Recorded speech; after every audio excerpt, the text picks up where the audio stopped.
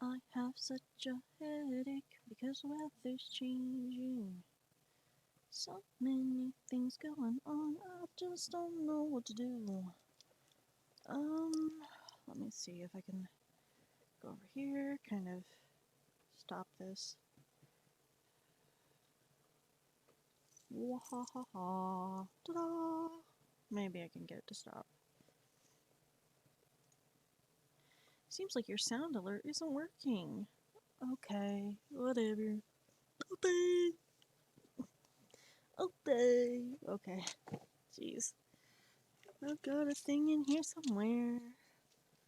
Got a headache starting. Because so many things. I need to add Propel to a water bottle. Oop. Okay, note to self, don't drop the water bottle. That sounds fantastic.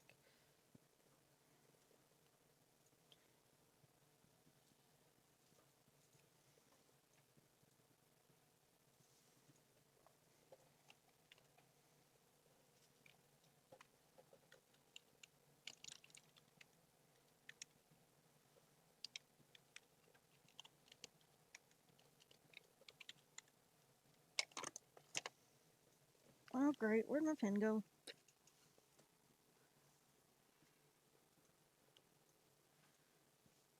I don't know where my pen went. Oh man.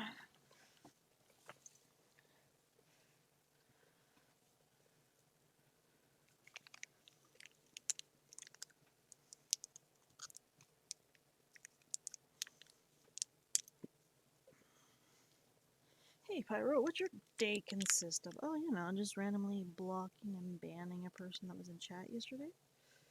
Because I do not appreciate childlike behavior when it comes to maturity about a conversation or, just spamming the chat.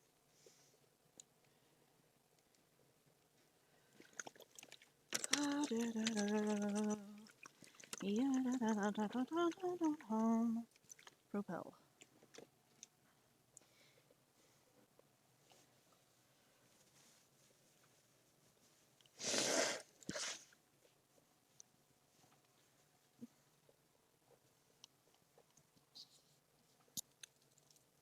Oh, right. It didn't update that, did it? No, it didn't update that. Why would it? Done. There. There we go. Now that is fixed. Okay. Alright. Ba-da-ba-da. Got all this. Got this.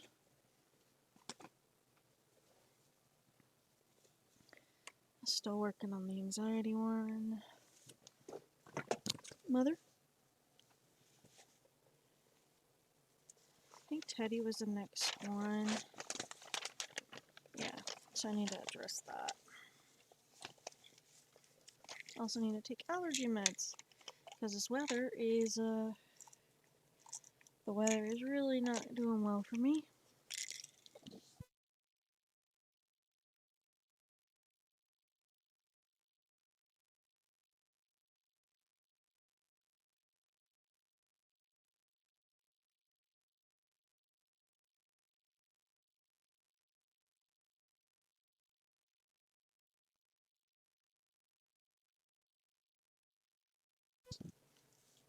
Weather changes mess with me a lot. I'm tired, very, very tired. And look, you got my nose.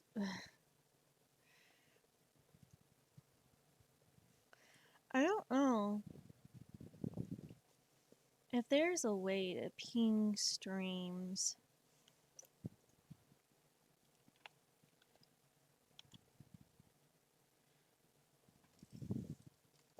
And I dropped the pen.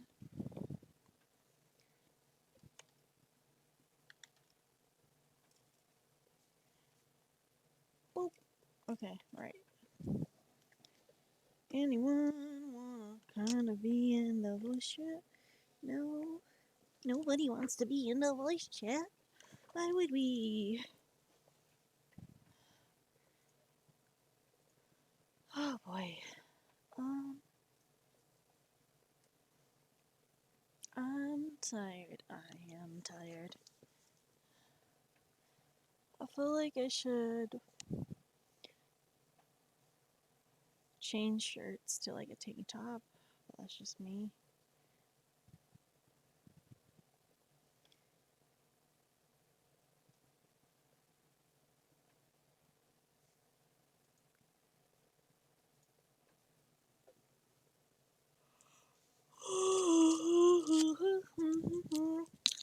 Obtuse rubber goose.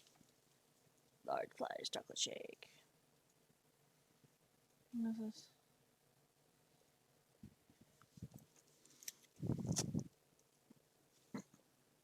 I go down. We're going down, down in an earlier round. Sugar, we're going down swinging. I'll be your number one with a bullet. I love the good, complex, cock it and pull it. There we go. Right. Because I have the positioning of a shrimp when I do this.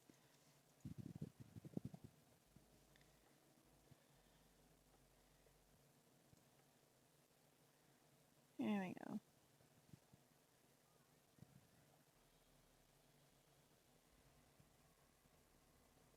Terrifier 2.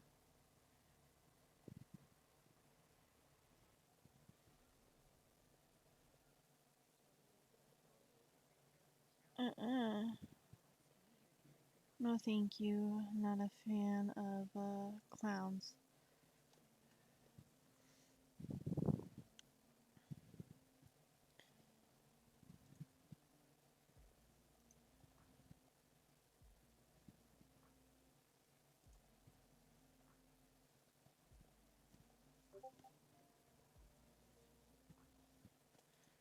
Boom, boom.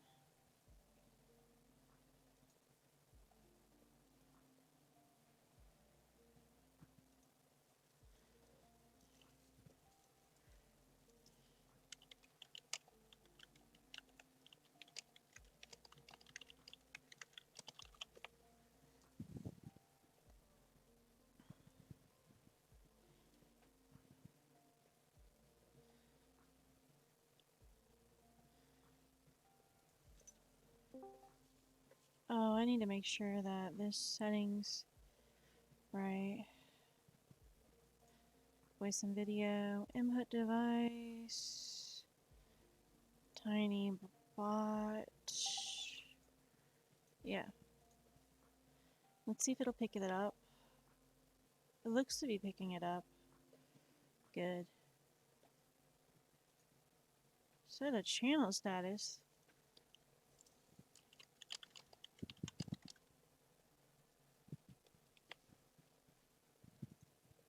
Oh, my bad. I should really change that. Streams. Confirm. I'm gonna switch over to streams.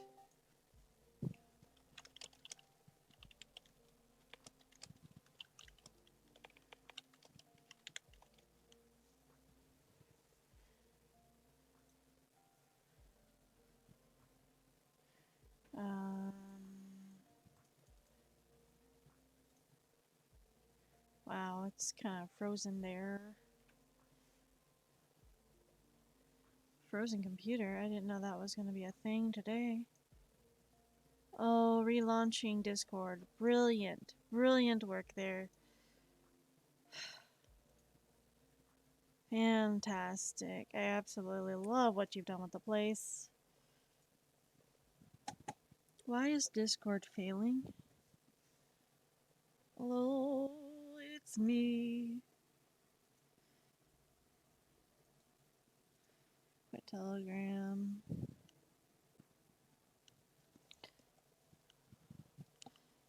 Did you know in voice chat everyone has spirit? Blah blah blah blah blah blah blah.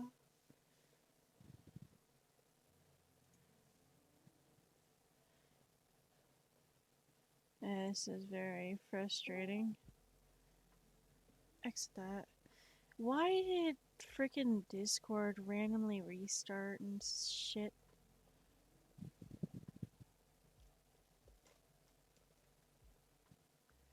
I need to change the settings.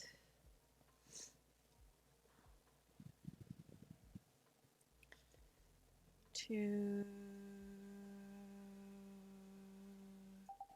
There we go. See if it'll actually pick up. There it goes. What is this? Why is there a hashtag? Oh, there's that.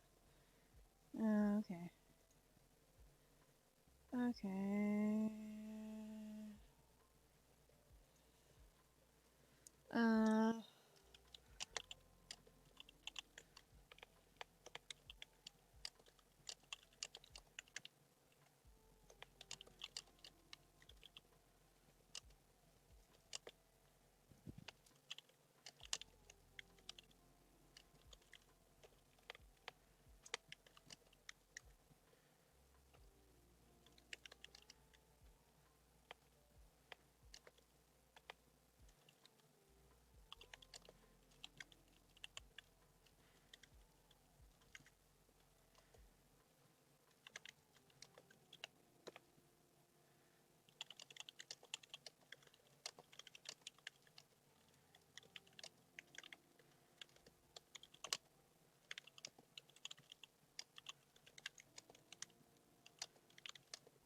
Um,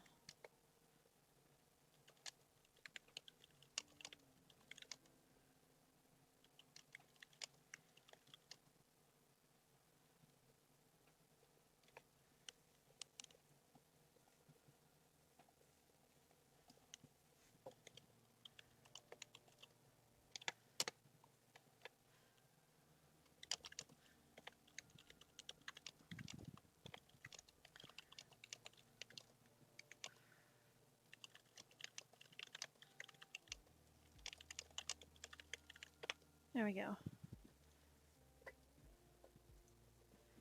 Hello. Sorry, I was a bit distracted. I am super tired.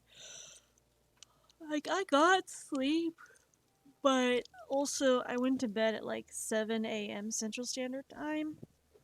And on top of that, woke up at 10 a.m. Central Standard Time because, well, medical places decide that they want to call at too early in the morning to wake up to.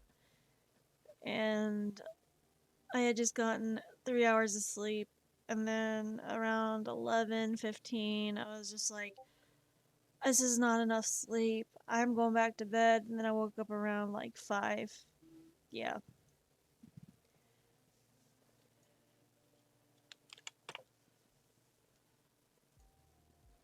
Yeah. I should have people joining in voice chat here in a bit. Um, there is the option that if you want to chat in voice chat, there's that option. Up to people. I decided I'd try and leave that option open for stream, kind of allow for conversation outside of like typing for those that don't like to type, kind of thing.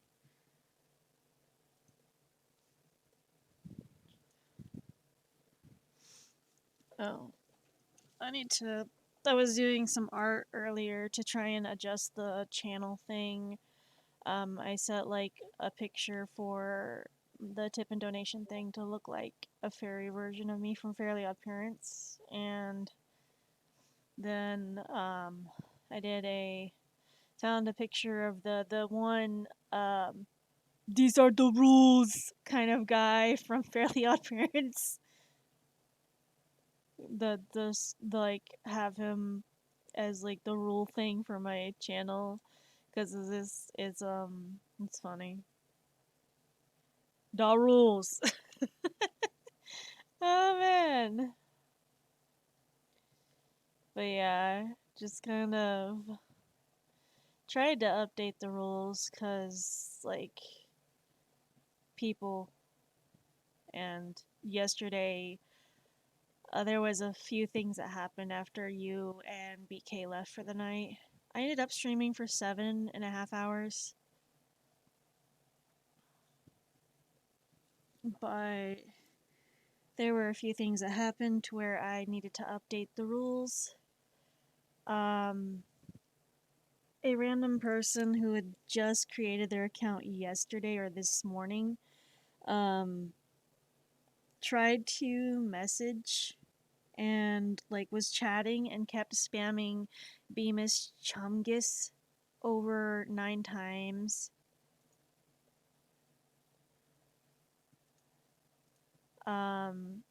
In 3 different messages, and on the third message it was on all caps. I told them, hey, you really need to stop. I don't appreciate the fat shaming. They're like, I'm not fat shaming you. And I said, well, actually you are, because Bemis Chumgus is used for, it's used for implication on like fat cats and fat memes and referring to fat things. And if you're trying to fat shame me, you're already late to the train, because that train has already sailed and I already do that enough to myself. So you're late to the party. Well, I don't care. Okay, well, that's your opinion, and the Bemis Chungus is considered fat shaming, and I don't appreciate it. You just don't know how to have fun. No, I know how to have fun. I don't appreciate you randomly spamming my chat. Well, other streamers let me come in and do that, and they welcome me with open arms.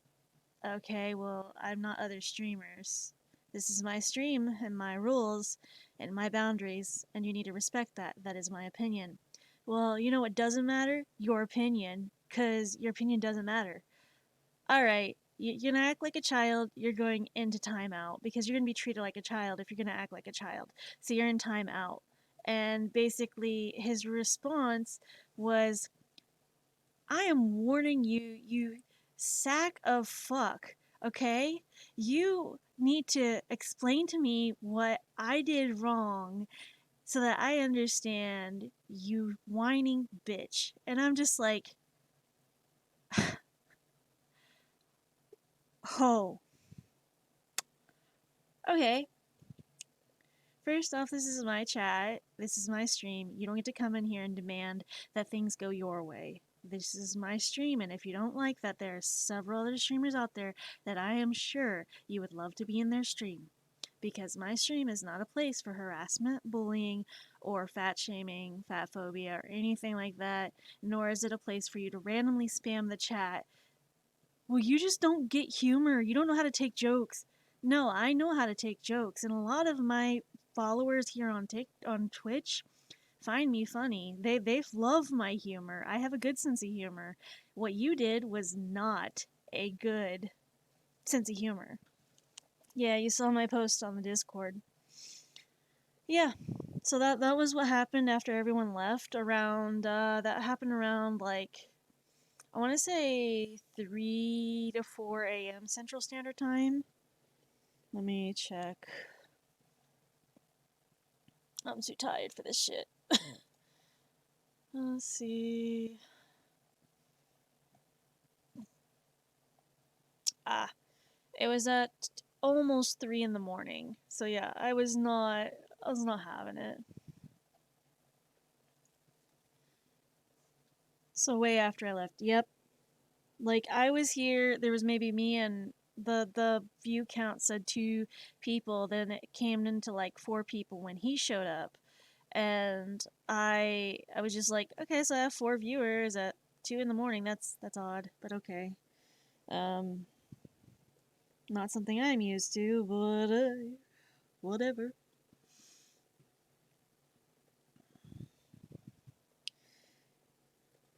Like, I did not appreciate that kind of behavior, and I am not going to be tolerating that kind of behavior. Like, I know that, yes, as a streamer, you can be nice to people that come in and you can be friendly and all that stuff, but there's a moment you have to set a limit for yourself. You have to kind of draw a line, set a boundary, and tell yourself that I'm not going to be having this kind of behavior. I'm not going to be having people just randomly come in and do what they want and like basically be an asshole with no consequence. Like, you choose to be an asshole, there's a consequence.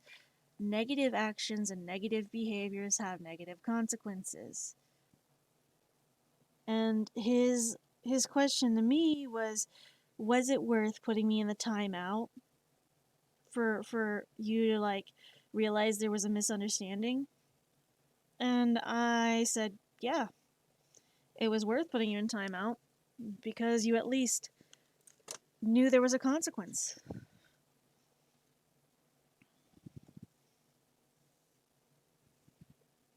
So yeah, like, do I feel bad about people putting people in timeout or kicking people from like stream chats? Yes, I do feel bad about that, but I cannot let myself be walked over by people who are just going to keep repeating offenses or keep trying to find things that are going to get on my nerves or troll me at like 3 in the morning. I'm not going to let people just get away with that. So I have to put my foot down when it comes to behavior like that from those type of people.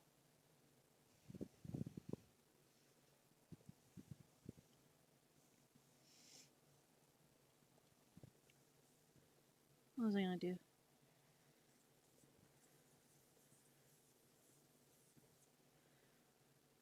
That makes sense. Yeah,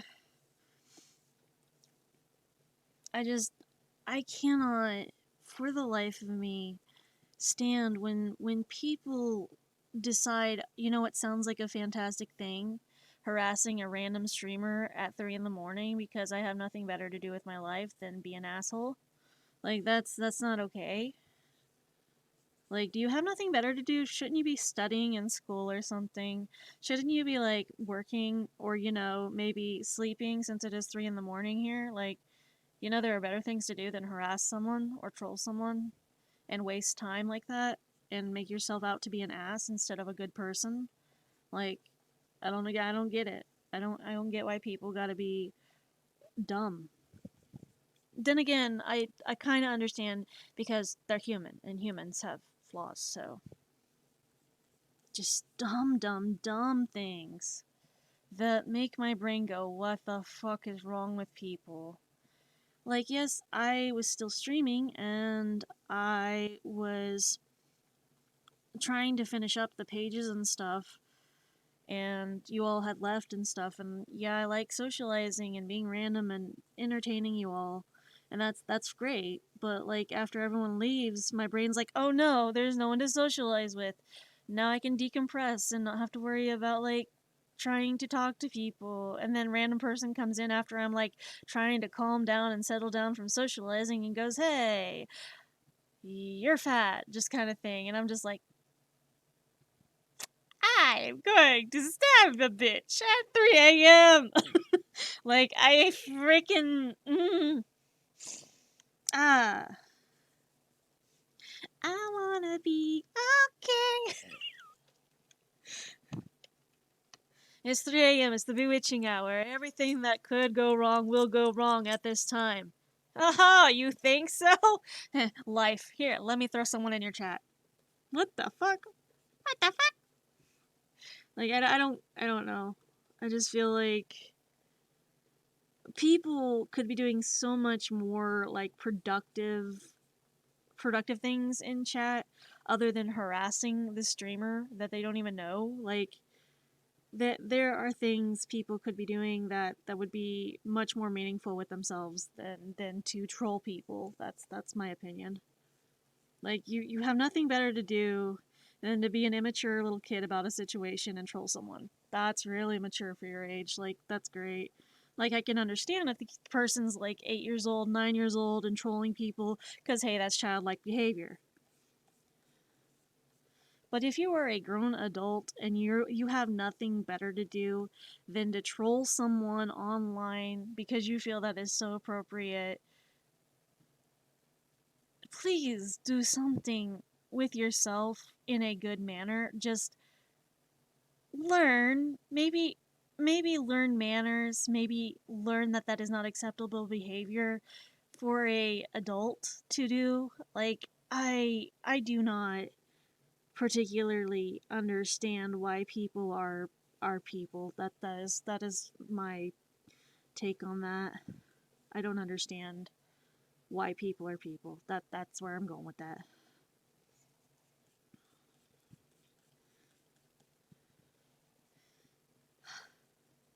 It's like, yeah, I love people. You love people? Yeah, I love people when they're not being assholes. Oh, so like never. I didn't say never. I do love people, but like when they're not being assholes. When are people not assholes? When they're decent people. Like they when they're decent people, then they're not assholes. And yes, there are some decent people out there. There are.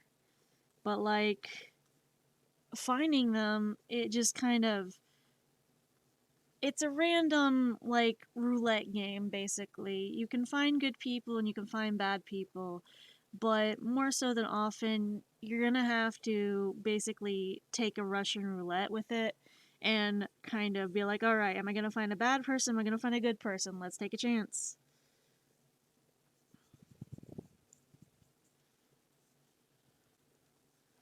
Like I don't know why it is hard for people to understand how common or human decency works. Like, yes, I get it. Some people don't have the human decency thing, but god dang. Why? Why, Bobby? Why? Dang it, Bobby. Dad, I've switched to not doing propane. Oh, tell me it's a lie, son. Tell me it's a lie.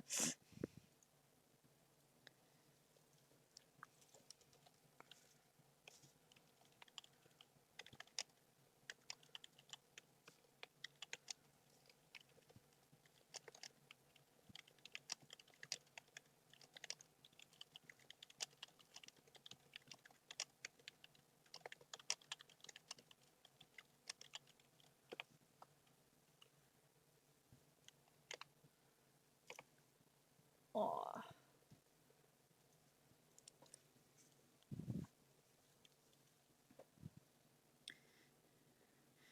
Dad, I've decided to become a comedian. Oh, this America's really going downhill. Mm-hmm. Pocket sand. No, that's probably not the best, but like, yeah. I don't know if this is gonna have the proper things going on. Oh, it does. Okay. Like, I don't know what your opinion is on the whole situation that happened last night and how the person, like, talked to me, but, like, I would like to know your opinion or what you would have done in that situation.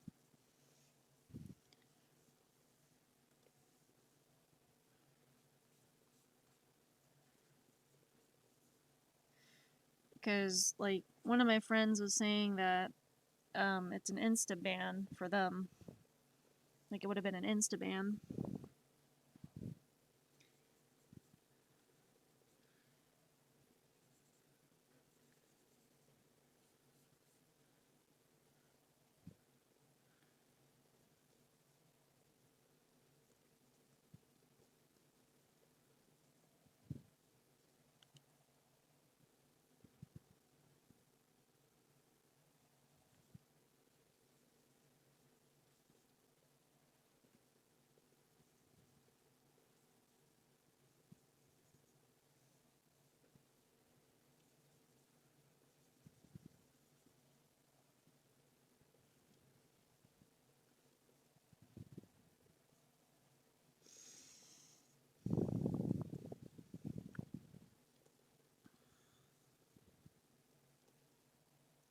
I probably would have talked shit about them, then banned them if it went too far.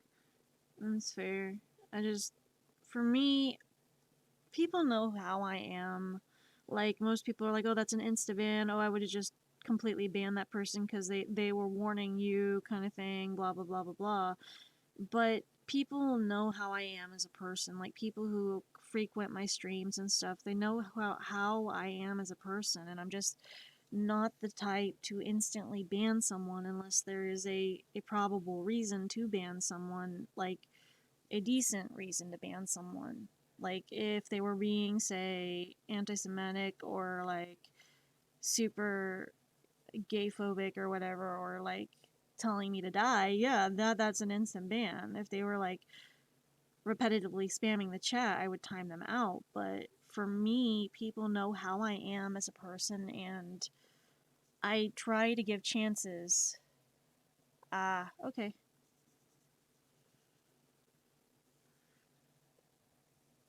I try to give people the benefit of the doubt at first, hoping maybe they'll be decent people.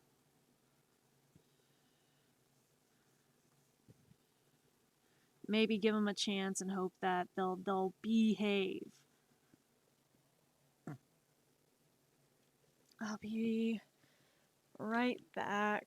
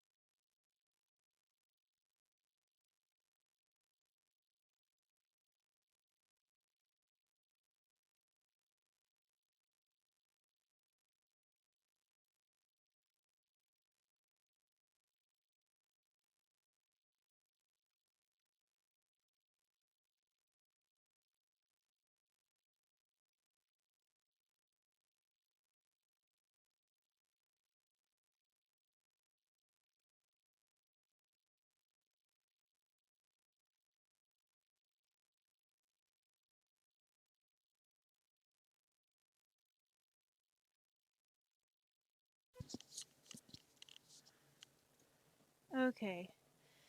Hey, Alex is lurking. Hello.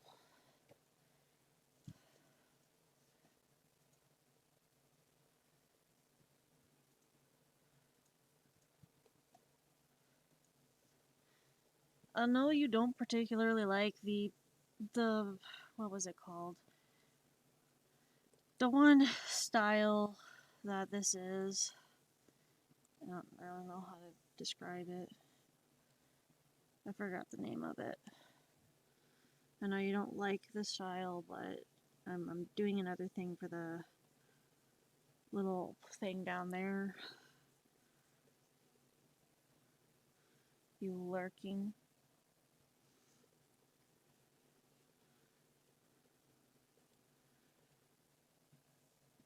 Aren't you working?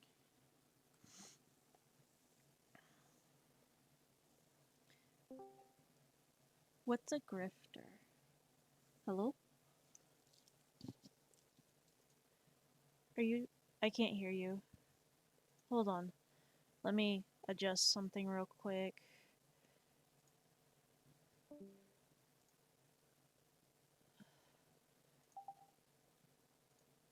Is it this one? Or is it like this one? Hello? Wait, no, it's not that. Shit. Um, output device needs to be the headset. Hello? I don't know what's going on. Is it this one? Or is it the output? I think it's the input. Is it? Yes, there it goes. I found it! I found it! Yay! Da da da Yes. da! Just joking. Yes. Oh, I ducked for a moment, not realizing my phone tried to sync to my car's Bluetooth instead of my headset. okay. So that's why I had to bounce out for a second. No, it's fine. Um, I'm not sure if people are able to hear you on stream or not. I don't know.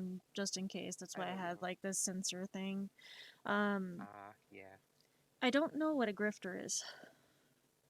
A grifter. Oh goodness. I'd have to look up the actual definition. Is there a context for it, or just in Um, general? Alex said that she doesn't like Butch Hartman's cartoon style because he's a grifter. Okay. The A person who designer engages in. Sorry. the designer for Fairly Odd Parents.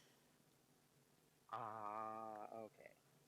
Grifter, according to Oxford Dictionary, a person who engages in petty or small-scale swindling.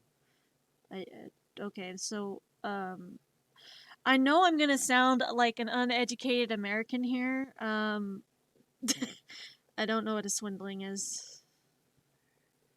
Um, Basically, like very small-scale scamming kind of stuff. Okay. Like not providing exactly as offered, things like that. Okay, Like they may so still provide services, but they may not be exactly what was initially offered. so Alex says basically he built his career on the back of taking credit for others' work. Yeah, that makes sense. Well, then I guess it makes sense for people to try and do art in that style to kind of, basically he have no right over it. Yeah. Like if I want to draw in that style, then it to me it's fair because it's a cute style, but also just shows that he's nothing special because anyone that wanted to could draw in that style. Yeah. I mean, art styles aren't necessarily. I mean, yeah, I wouldn't exactly imitate somebody else's art style, but No, I'm all for using other people's art styles as inspiration and such. yeah, I get that. Like for me, everyone has their own style and you get your own style artistically eventually, like you understand what your style is. For me, it's taken me a while to understand what my style is, and for years I just kind of strayed away from doing any type of fan art style. Like I didn't even attempt to do any kind of fan art for years because I'm like, no, if I do fan art, people are gonna think I'm copying the artist, or I'm insulting the original artwork kind of thing. And then I saw like at conventions and stuff all the art that other people have done that is considered fan art, and I'm like, wow, these artists are like super amazing at this, and I've never done this before, but their work is so cool looking. And then I attempted it in 2018 and I didn't um um sorry, I'm responding to someone. uh No worries. I tried to do fan art in 2018 by doing like a Spider-Man hanging from a ceiling type thing, and Deadpool, like a chibi version of both of them, and Deadpool like bouncing up in the air to Spider-Man, saying tacos and holding a taco. And I tried to do that, and at the time that I did it, I was like, yeah, I did fan art. This is great. And then I saw everyone else's fan art in Artist Alley, and I'm like, oh no, this is not Oh great. And that was how I met one of my friends at Artist Alley. Was the first time I ever did at Artist Alley. I never attempted to do Artist Alley ever again. Um, just I didn't sell anything. I raised like $5 for the Trevor Project at the time, and no. just Oh no. it was my first time ever doing Artist Alley in 2018, and I didn't know what to bring, what to expect, so I brought a lot of my own original art. And Yeah. that was not something people were looking for at the time. And I was selling at a booth with a friend I had at the time, Fangirl's Closet. Um, I had she goes by Lilo, um, but Oh, okay. I think I have heard that. I she unfriended me because I was friends with her ex, Ah. because her ex is non-binary and stuff, and she's exclusively lesbian. So I don't know, Ah. Mm. but I tried to do fan art, and she sold so many Scalemate plushies at the same booth with me. And like she was selling out of all of her plushies, and I didn't make any sales. Like she had her stuff set up with me, and she made so many sales, and I didn't sell anything. And I even went through the process of trying to do shrinky dink phone charms and stuff. And like at the time, I was just starting out trying to learn how to do stuff that sells. And I even tried to do like the perler bead art with like magic potion type perler beads, and like Yeah. the little pixel art type things. I tried doing that. Those didn't sell. I tried doing like um what was it? I, I tried doing learning how to make buttons, but because it was so close to the convention and I was con crunching with art stuff and trying to come up with art that might go over well, I never got to make any buttons or pins that I had planned. And I had over so many designs that I wanted to do, and over 500 buttons I could have made. But at the time, I couldn't figure out how my machine worked. So I had Oh. zero buttons or pins for the event. And I was just like, well, I'm going to just try to, do my best and sell what I can. But I know Yeah. that pins and buttons go over really well at conventions. Yeah. And then I eventually learned how to use my button press, and so now I do buttons and stuff for art events here, and those go over really well. Everyone loves buttons and pins. Yep. But To be like honest. Oh, go ahead. Sorry. but like I just it took me a while to understand what works for people, like what people like and what they're looking for specifically. But for me, when I started learning how to make like plushies and stuff and all that, I eventually finally understood like what people look for. And currently I have a ton of options that I do, and like the cookie cats, the choco bun, the choco frogs, and the strawberry buns, like the Steven Universe theme type stuff, but like different Yeah. variations and all that things. But um if I had done that kind of stuff, the stuff that I'm doing now, and done that back then at that convention, I would have done so much better and would have done so well. But because it was a bad experience for me selling wise, I gave up on trying to attempt to sell anywhere. I just completely lost all like hope and faith in myself of ever trying to sell. And I stopped trying to sell my art ever. And then in 2020 I started doing furry art. I've only been doing furry art for 3 or maybe 4 years. In 2019 I started it, and then 2020 really started to practice it a lot. But I've come a long ways,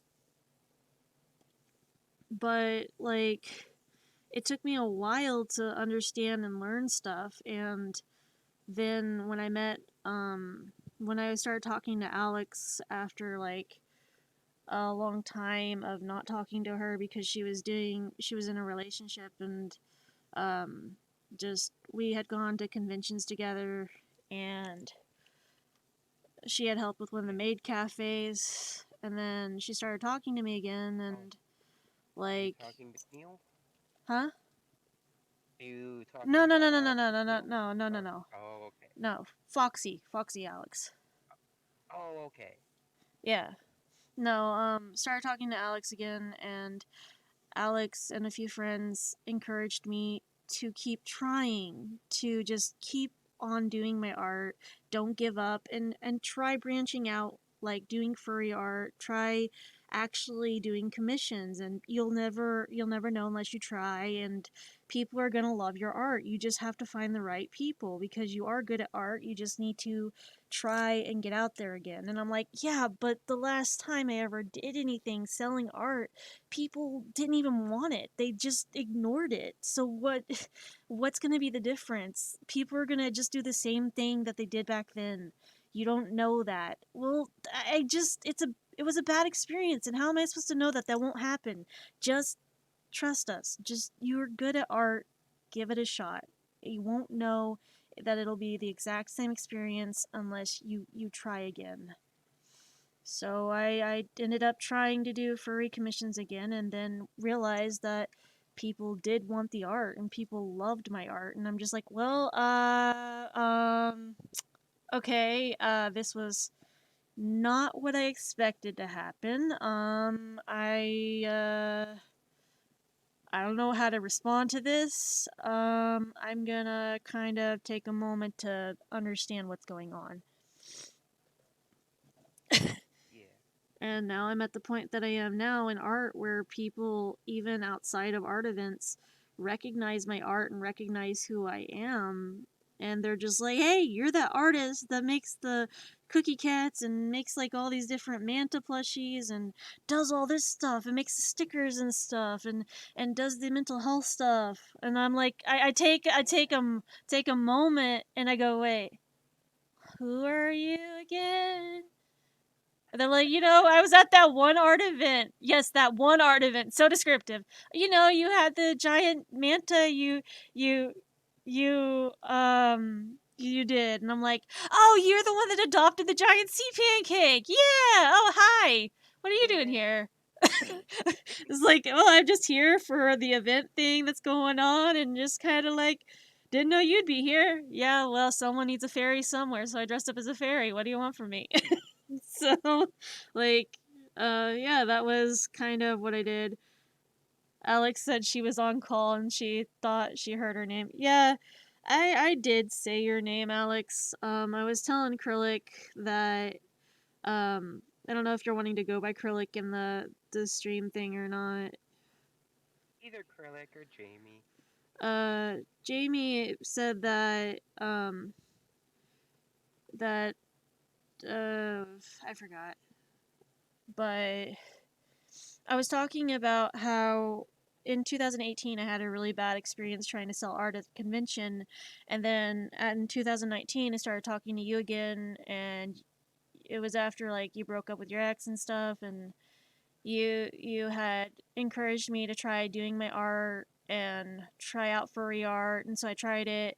And then you're like, "What? This is good. Why don't you try doing commissions?" And I kept saying that I don't know that would ever sell because people don't want my art, because I keep getting rejected by multiple people in the past. And you had told me that um, you never know unless you try, and you don't know that people are gonna reject you immediately. You have to give it a shot, because you don't know, people are different, and if you try, you never know who will actually want your art, because your art is good, and you just have to try and get out there again. So I gave it a shot, and now people really like my art, and it just took a bit of pushing from like you and a few other people. I kind of feel that struggle, honestly. I'm not a visual artist, but I do music production. But I see myself as not being very good at it, and I have a lot of that anxiety about ever publishing any of my work Yeah, and getting my name out, like putting my name out there. it took me a while to try and get out there because, like, in 2012, I started doing comic strips. I am a comic strip artist, but I don't really post as Mm. much as I used to. I used to do a bunch of comic strips online on DeviantArt, and I Oh, really? yeah, I did a whole Talking Cat and Girl series, still on Pyro. It was supposed to be like a comedy thing, and I had done that for some time, and then people were like, "Hey, these are really good. Why don't you try sending them to newspapers?" So I tried to send them to newspapers. I was like, all right, I'm going to send these to the Washington Post. I'm going to send these to the Chicago Times. I'm going to send this to New York Times. I'm going to send this all over to these 10 different major newspaper places and see what they think of my comic strips because all my friends keep telling me my comics are good, my comics are funny, and they need to be seen in every newspaper. And people keep telling me this. So I try. So I never kept the rejection letters. I should have, but I never did. Um, Oh, I got rejected by each and every newspaper company. oh Um, no. every newspaper company told me, well, you see, we're looking for something more original. It, okay, it is original art. Well, we're looking for something that's going to actually make people want to read it. Oh, okay. This just isn't the style we're looking for. Sorry, this is not really something we want to run at this time. Maybe in a future time we might consider this, but there's so much we have comic strip wise right now that this just doesn't fit in. And Yeah. getting that over 10 times from major newspaper outlets that have comics worldwide, it it completely It hurt. destroyed my ambition of wanting to put my comic strips out there because Yeah. I kept getting told by friends, yeah, your comics are really good and they're funny. And then when I tried to actually apply that, I got rejected so much that my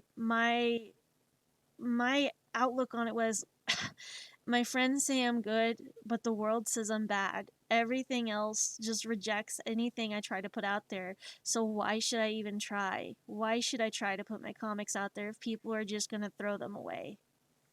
That's kind of the fear of rejection that I have with my music too. Like, I haven't done comic strips in a while as much. Like, I've maybe done a couple comic strips before, but I haven't done as much as I used to. I've just been focusing on like furry art, coloring books, and just all that stuff, and neglected doing my comic stuff. I've done some furry comics, but I haven't done like any comics that I had originally done. Yeah. Hey Guts. Oh, Guts is in the Gutsurker. Guts is in the chat. If you wanted to hop in voice Oh. chat, Gut, you could if you wanted to. We're just kind of chatting in voice chat while doing stream. Yeah. I can't look at the chat or anything just because of Nah, working it's Uber Eats. But yeah, it's fine. I understand. yeah. Just like I've had a lot of rejection in the past, and rejection is one of those things that just no matter who it comes from, it hurts. It It hurts always really hurts. bad. It's like I'm about to leave for work, just stopping by for a minute. Okay, no problem. I hope you have a good day at work. Good luck. Uh, but Yeah. like, but like, just it doesn't matter where the rejection is coming from for me. It's this like I know there's a social phobia where you have a fear of rejection, fear of people having a negative feedback. That's a literal legit phobia that is common for a lot of people. I just went over Oh that yeah. I in one of the definitely have that. I just went over one of the phobia pages and anxiety pages for the book I'm working on the other day. But Yeah, it's a phobia that's common, but it's more common with like rejection sensitive dysphoria and people who have been through a lot of trauma or like traumatic things that cause them to fear rejection. Yep, I was actually about to say that's where a lot of mine is rooted in. And majority of like people's phobias, people's fears, things like that are rooted in anxiety, they also come from trauma. Like that is a common factor with a lot of fears is trauma. Yep, I've definitely noticed that in myself. Like for me, I am very much aware that a lot of my fears are rooted in trauma. Like as a child, I was afraid of giant dogs. I was afraid of giant dogs, like the big fluffy doggies, like the big dogs that are bigger than me. I was afraid of them, like Yep. terrified of them, and would run away from them. And it was just like there is no convincing me that this dog is not going to eat me. I am going to hide in the closet, blah blah blah. But Oh yeah. like eventually, I started getting used to bigger dogs. I'm still not entirely used to them. There's still a mild fear and concern, but I've had dogs over the year, like German Shepherds, I've had Huskies, I've had like golden retrievers and stuff like that, and it's like, oh well, these are just, I've had a dog that was part wolf, and Oh yeah. it's like, oh well, these aren't necessarily bad dogs. They're big dogs, yes, but they're not bad. And then I Yeah, got like they pit. look intimidating, but they're not really necessarily bad dogs. They're just dogs that think they're giant lap dogs at times. It's like, I am Exactly. still Yeah. pupper. I will get in your lap. Blah blah blah. But I've got a friend with the Great Pyrenees that's exactly like that. Guts says I've been there with having a lot of fear of rejection. I had to develop a method of repeatedly telling myself to not think about it. It sounds simplistic, but it's the simplest way of explaining. And that's a perfectly fair way if it works for you. Like that works for you. Yeah. And that's great. Like for me personally, I'm having to unlearn that I am not bad and that I am good and kind of thing. It is a process, and when you have a lot of repetitive trauma, it is definitely a process of Yeah. having to unlearn things that have been basically drilled into you through fear and trauma. Like it is one of Yeah. those things that you are like, I know I should be able to not think like this, but for some reason I can't get past it kind of thing. Yeah. I have a lot of low self-esteem and such from a lot of childhood trauma, but I'm working past it, and that's been helping me a lot, building confidence, working on Yeah. getting my name out there as a DJ, as an audio engineer, and as a music producer. I am trying to get my art out there, and like I never really wanted to actually own a business. That wasn't my intention with my art. I didn't plan to own a business. And it just, I started it out as a Christmas art booth in 2021, having a friend help me with it. I had Alex helping me with the Christmas booth, and people loved what I did. And she's like, see, people do love what you do, and people have bought several things from you. It's not that you're bad. People just don't know your art yet. You have to get out there and put yourself out there for people to want your art. I'm like, Yeah. yes, but that is so much work. Can't someone do it for me? like uh, like I know that sounds bad, but like it is a lot of social effort to get out and go to each art event and try and be around people, if that makes It sense. really is. And like It really is. I'm trying, but it's people will come to me and ask me, so how do you run a business, how do you do all this business stuff? And I'm like, look, I never planned to run a business, okay? I just wanted to sell art. Like I didn't Yeah. plan to just like have a big thing I was doing every single month. I didn't plan to make a ton of things like and keep making a ton of things that would sell off. I just I just was like, oh, this looks like a neat thing to learn. Oh, I have now made 20 of these. Oh, okay. You know what? This looks like a neat thing to learn. Let's learn this. Oh, I've made 100 of Yeah. these. Oh no. You know what sounds good? I should Oh, probably sell yeah. these. like it's You're like reminding me of my old childhood hobby days when I would like when I tinkered in like carpentry, calligraphy, piano, pipe organ, I play all kinds of piano. different stuff. I'm rusty, but I still have my old Yamaha Arius. I want to get it back up and running and play again. I play by ear. I can't read music. Ah, yeah. Yeah, that's how I was too. Like I would play off sheet music to learn a piece, and then I would because I couldn't actually sight read and actively play simultaneously, I would memorize it and then adapt it, like make my own arrangement of it. Yeah, that's fair. Like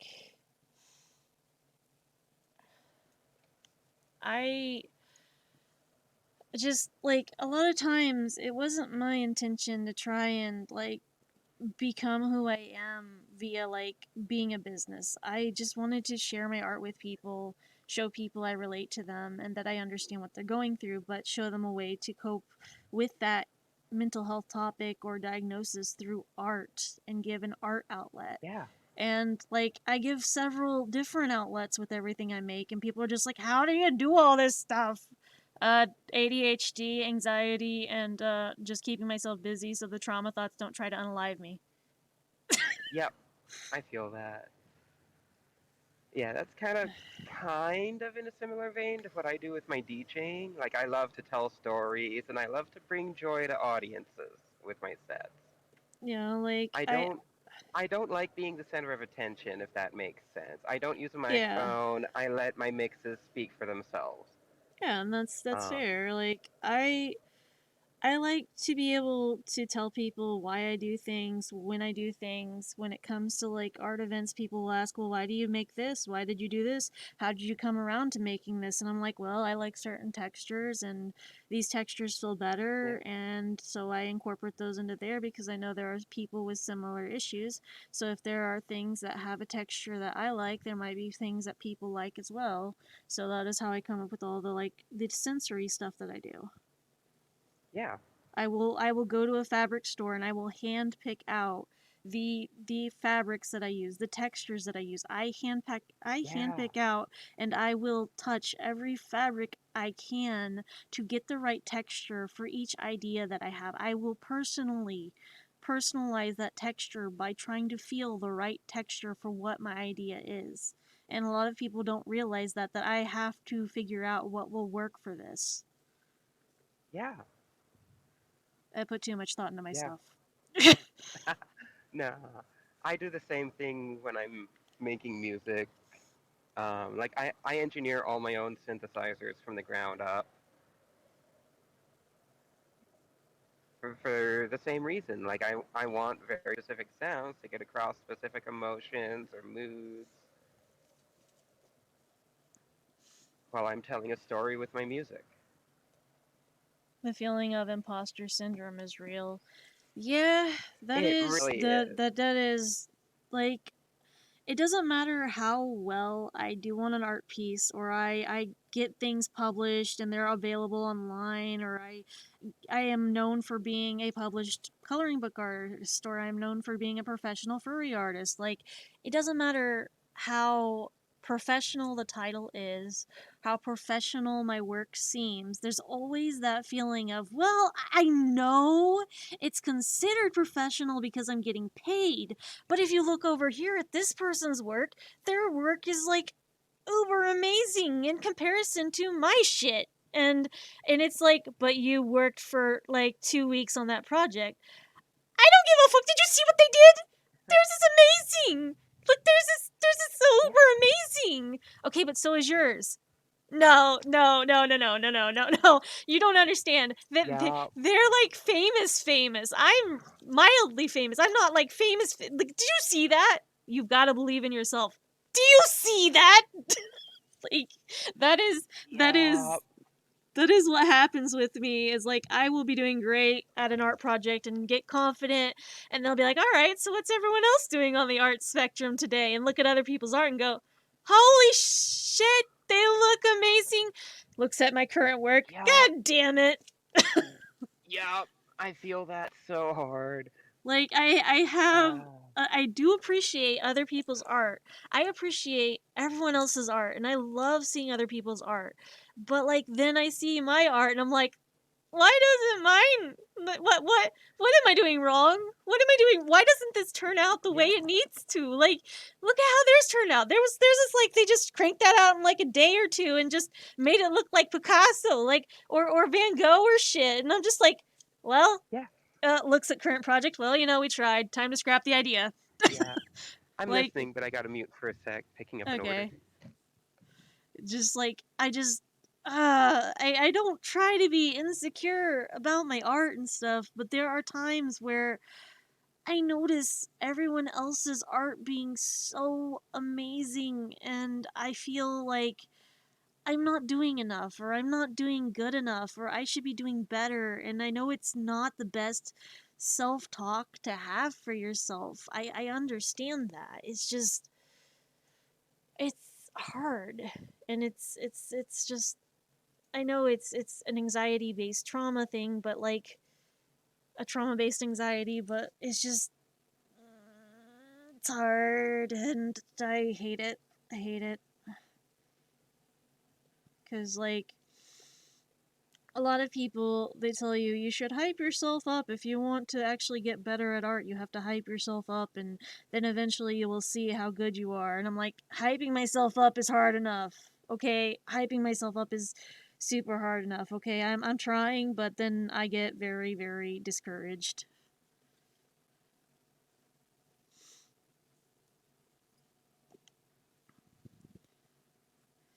And like I'm all in support of supporting other artists and like being able to understand that other artists are going to have good work.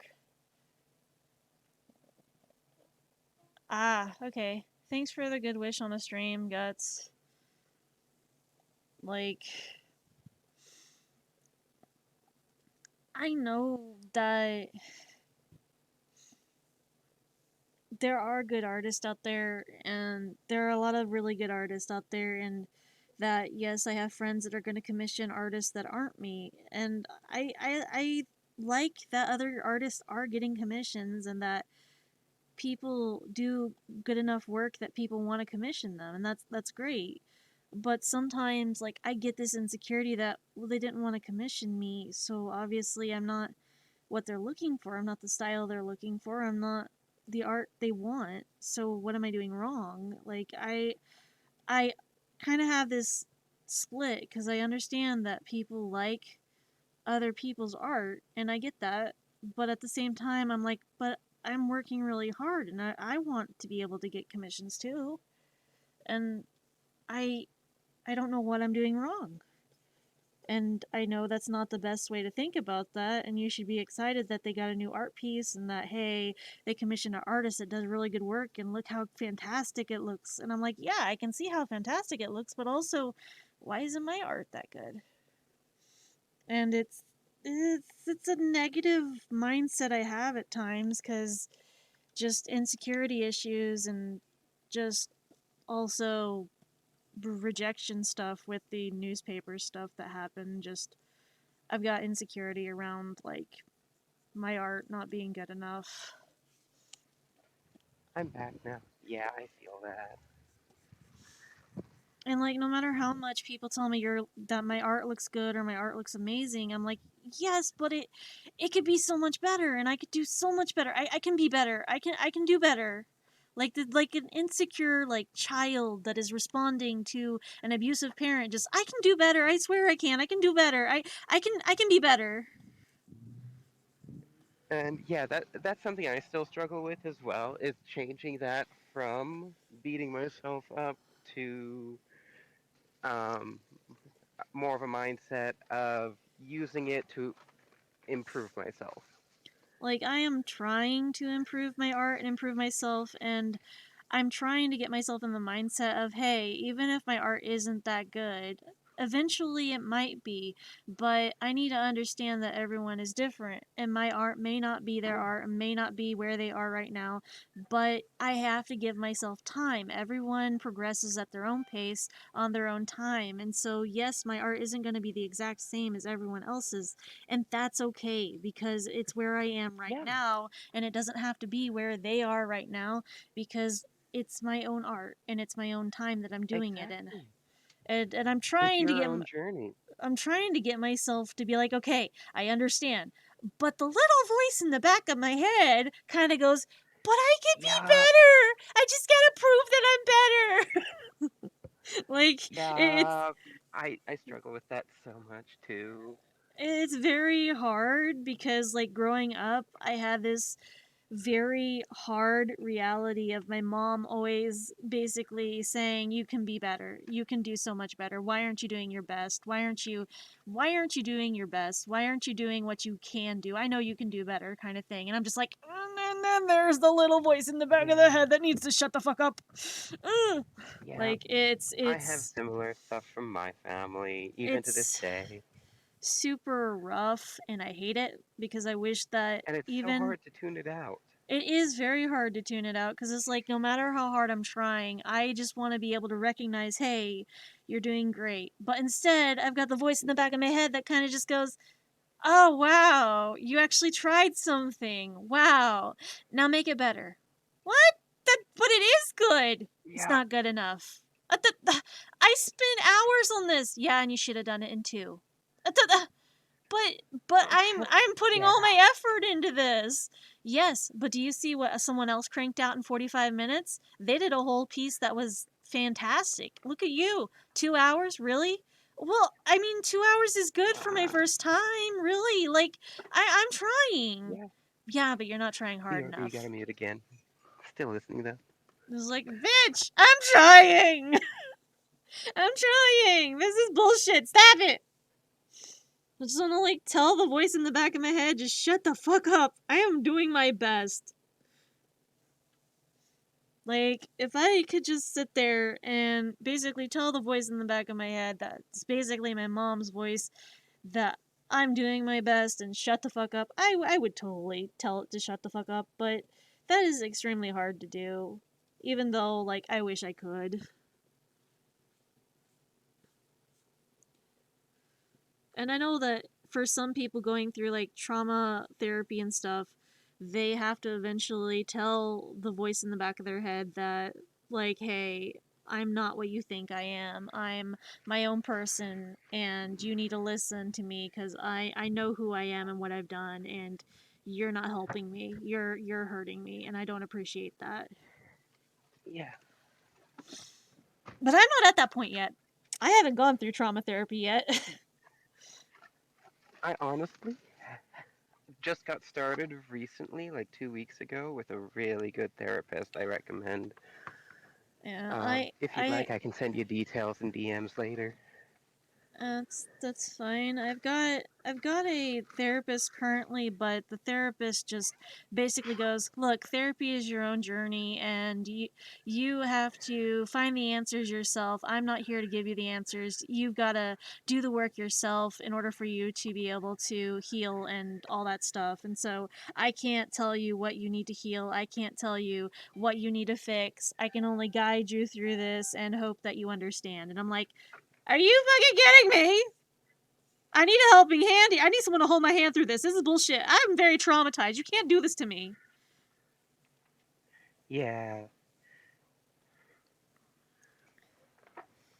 Like, do I wish that the mental health care system was a lot better? Yeah, I do. Absolutely. It's dumb. But at the same It really time, is. my therapist for the past 12 years, all different therapists have basically told me, we don't feel comfortable starting trauma therapy with you. Okay, but why? Well, you've been through a lot, and if we tried to do trauma therapy, well, you would mentally break, and there would be no being able to fix that. Like you would. have a psychotic break and you would never be the same. And I'm just like, oh, so you saying that it would break me? Well, it's not necessarily that it would break you. It's just it would be so much for you to handle in that moment that we need to make sure you're ready to do that whenever you do Yeah. get to do that, because you literally have been through way too much for someone your age, and trying to process that all right now, like that's asking for you to have a breakdown that is well past our capability. And I'm like, but I want to heal. I want to get better. I want to fix this stuff. I want to start healing the trauma that is there. Why won't you let me? Yeah. You're not ready. What do you mean I'm not ready? You have shown time and time again that you are unable to cope with just processing what happened last week. You are unable to show that you can handle dealing with daily stress. And I'm like, I manage. I manage. I'm still alive. I haven't offed myself. That doesn't Yeah. matter. You need to be able to handle this without breaking down. Okay, but breaking down is inevitable when it comes to processing stuff. When you're processing trauma, you're going to break down. It's a lot for anyone to process. Exactly. That doesn't matter. You have to be able to handle it without breaking down to a point that you might need hospitalized. Yeah, but hospitals are there to help you. It doesn't matter. We don't want you up in the hospital almost every week because oh you process this, oh you process that. You need to be able to process this in a healthy manner. And right now, you're not going to be able to process this in a healthy manner. We are worried about you breaking down and needing us to call someone. That's fair, but also I really want to just get rid of the trauma stuff and heal. Healing would be great. Please.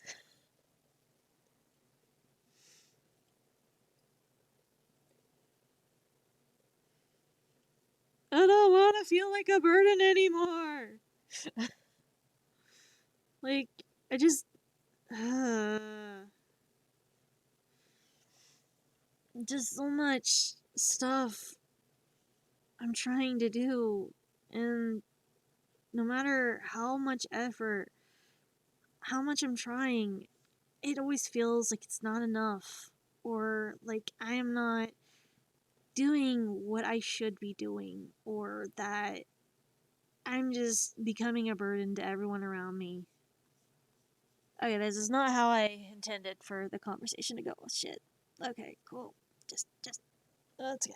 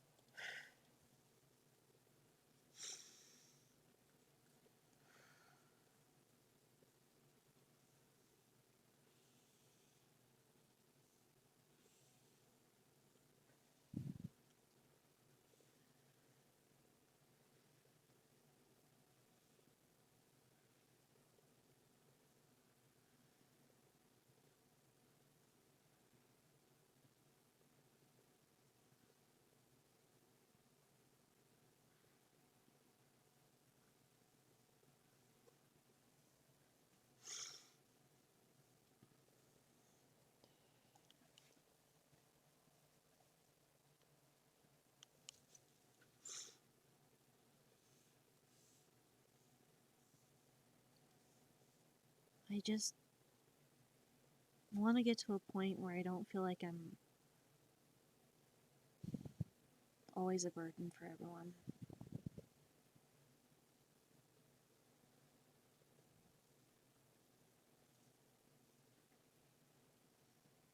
I just don't want to feel like that anymore.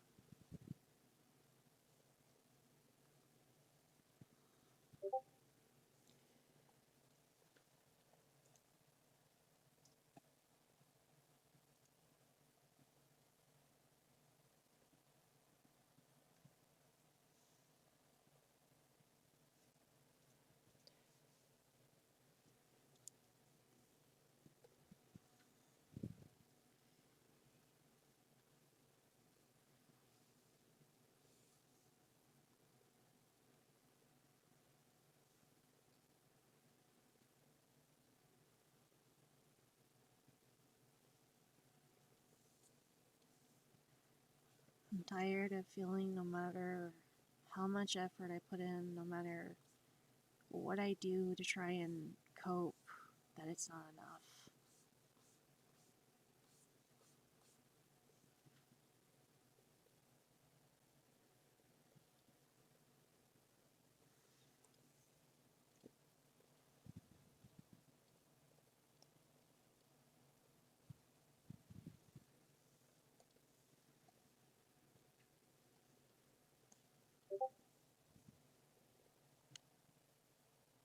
Alright, I'm back, sorry. Yeah. Can you hear me okay? Yeah, I can hear you. Okay. I'm sorry the conversation brought you down a bit. It's fine. It sometimes happens. It's just kind of something that's bound to happen with any conversation I end up having. I feel that. I feel like we're both, like, empaths. Yeah, that's part of why I I don't. definitely am. That's part of why I don't currently do like phlebotomy and stuff. Like in Arkansas, you don't have to be certified. I You don't know. have to be certified, Um, I'm just like, what? And I found that out when I was getting blood drawn at a clinic, because the guy, I'm yeah, like, yeah, I used to get certified in phlebotomy in college. I just wasn't state certified, and he's like, yeah, I wasn't state certified either. And I'm looking down at him, drawing my blood, going, huh? What do you mean you yeah, weren't state certified? Well, yeah, I did military training with IVs and doing blood work and stuff over there as an army nurse, and was never state certified. Then I worked in a couple of hospitals in the states, and yeah, I've been working in this one ever since. And I'm just like, so you were never like actually certified? Yeah, but I'm good at my job. yeah, The yeah, you weren't okay, but I'm not certified. Yeah, but you could still work in a place like this if you wanted to. You don't have to be certified. So I've been trained in phlebotomy, and I could work here. Yeah, if you wanted to, you yeah, could literally apply, and you could. People need nurses and need phlebotomists, so you could get a job. And I'm like, yeah, I'm gonna have to yeah. think on that one.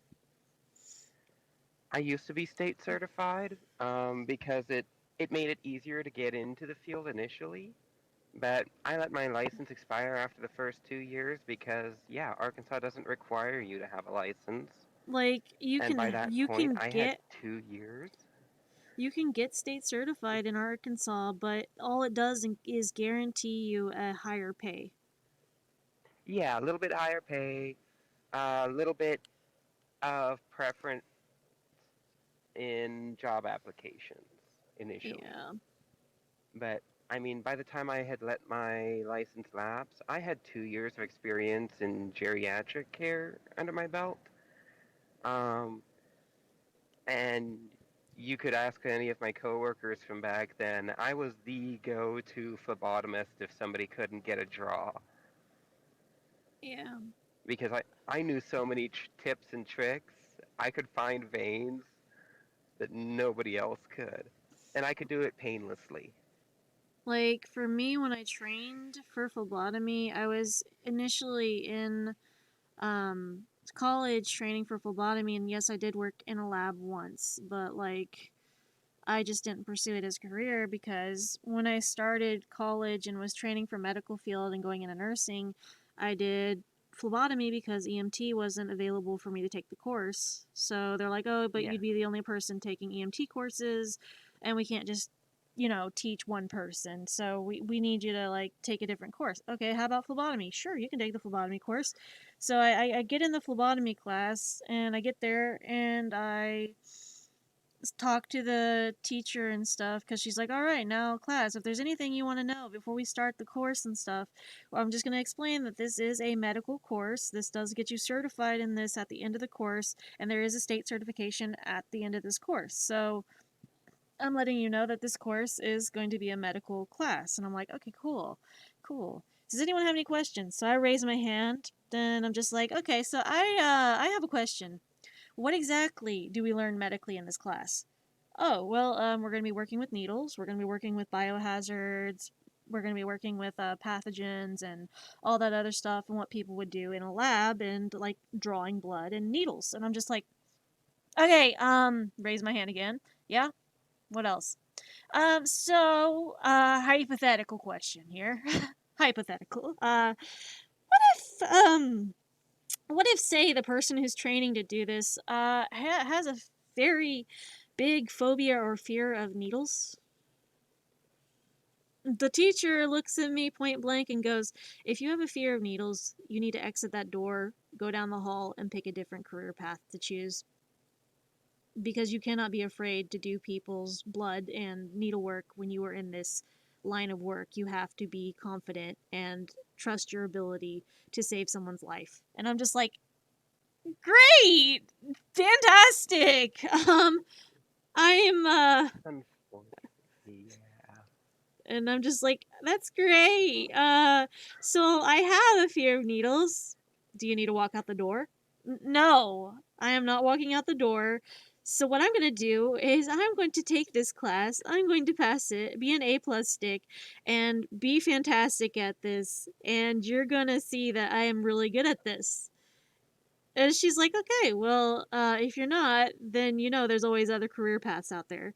And so I take the class and I get the vein every time. I'm not bad at it. No one ever feels me. I never bruise anyone. And like I just no one ever feels me. And people ask, did you already stick me? And I'm just like, yeah, it's already going. I've already done it. They're like, whoa, really? I'm like, yeah, it was Yeah. painless. That's how it's supposed to be. But I didn't feel that. You're not supposed to. Why would you want to? No one wants to feel this. I don't want to feel this. And I'm the one doing this to you. It's because everybody's got the expectation that it's gonna hurt. Like, it doesn't have to hurt. Sure, if you're like getting a blood donation done, it might hurt a little bit because that's a bigger needle. But like, Yeah. But like like, if I'm using like say a 22 gauge or 23 gauge butterfly, yeah, it should be painless. it should be painless for people, and that's what people don't realize is that if your lab tech is sticking you, it should not hurt. If it is hurting, like immensely, they are not doing their job correctly. You need to find Yeah. someone else.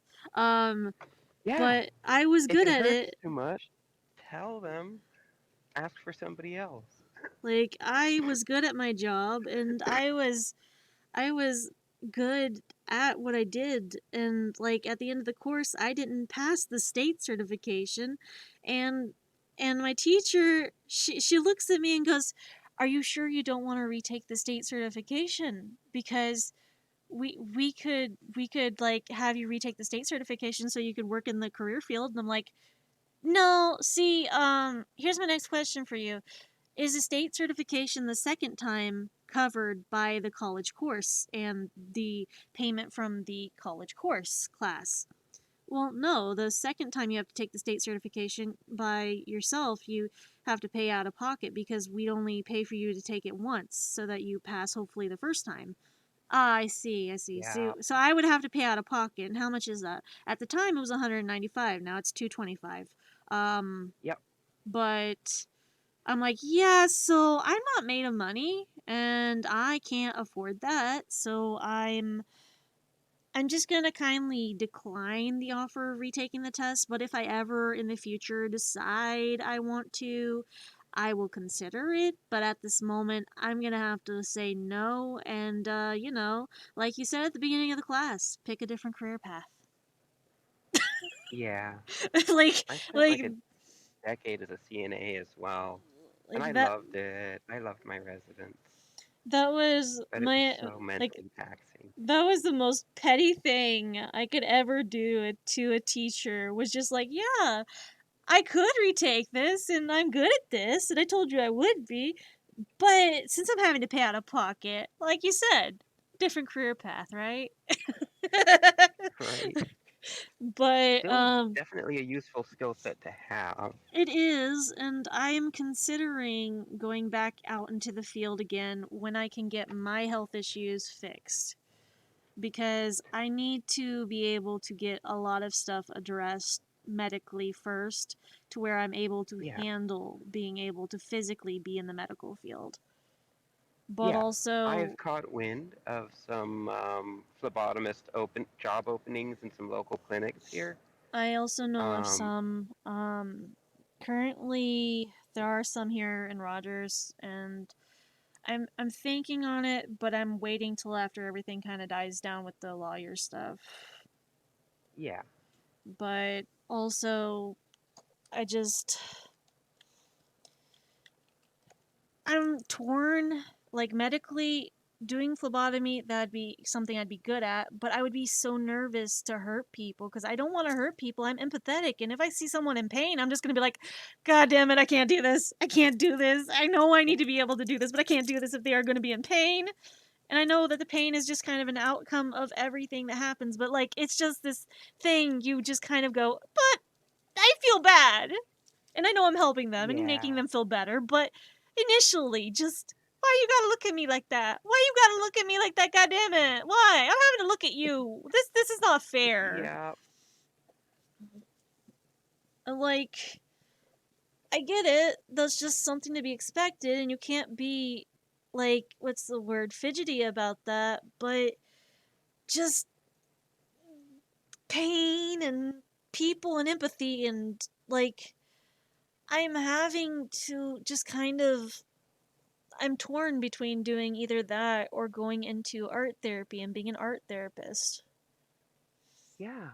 Because like everyone keeps like saying, "Hey, you should do like art therapy cuz you're good at art and you use it for an outlet for therapy and stuff. So why not become an art therapist and help people through art and therapy that way?" And I'm like, yeah, but at the same time, like I don't know. I think it's a good idea in theory to try, but like I don't know if I'm mentally ready to try to help people in that sense. Like like like Yeah. go to an office that you have to go to each day in person and have to actually like talk to people in person and be there in person and then like come across a ton of people in person and address their issues in person and then you get like 25 to 30 people a day for every day of the week for like almost constantly like Yeah, it's a I lot. just that's a lot for me to think about because it's like, oh yeah, I could technically could do that, but also people and again, people. Nothing against people, but just people. Like I understand that people are people and that I shouldn't be too opposed to that, but like having to deal with people. It sounds like a lot for me. Like, streaming is one thing where I'm able to handle people on stream, but like people in person, just people, just people, just I don't know what it is, but just I don't mind people in stream. I don't mind people like that. I don't mind like all that stuff, but like in person, it It's different. Yeah. I can handle it sometimes, but then when it comes to like I've had people that have been very ableist that are like, "Oh, well you do art events and you handle people there. Why can't you work an actual job?" Well, art events, I handle those once a month, not every day of the week, 24/7, 365 a year cuz Yeah. I'm having to prep mentally for one event per month. One event, not 30 different art events. God dang, if I had 30 art events in one month, I think I would just exit stage left. Yeah. I Yep. don't think that would be applicable for me. Like I would look at that and go, oh look, 30 art events. Oh dear God, 30 art events. I don't have enough shit for that. Holy shit. No, not That's how I happening. am with my That's Like how I am with my convention bookings as well. I can only do like 3 or 4 conventions a year. Otherwise, I get overwhelmed. like I can understand just I can understand people wanting to be around people. I don't understand that completely, but I can understand why people would do that. It's just the whole idea of, hey, look, a person, and now another person, and now another person, and now another person.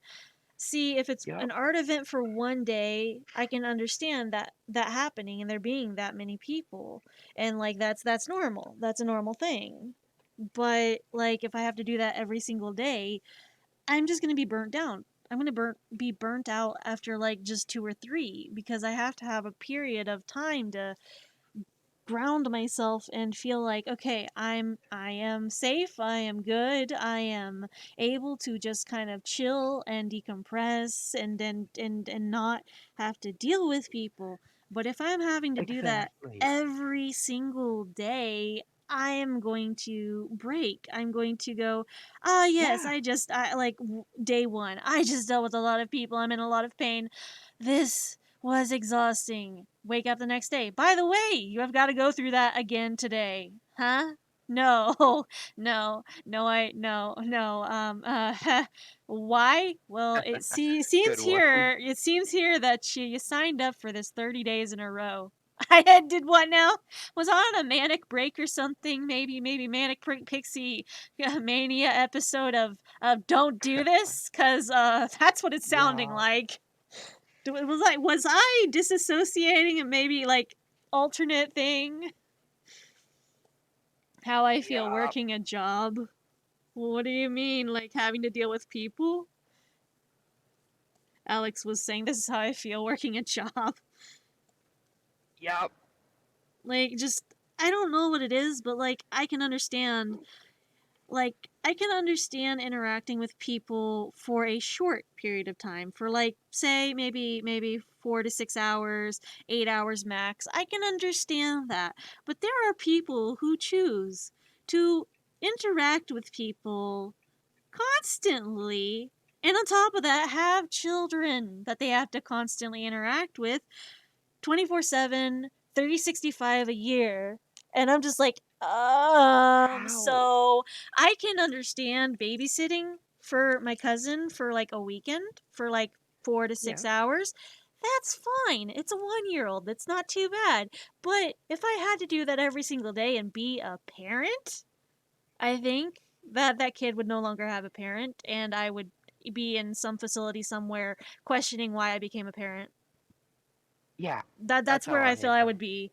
I would just be like, hey, by the way, you know that one thing that you said you would never do, becoming a parent? Well, now you're a parent. Apparently, I am not.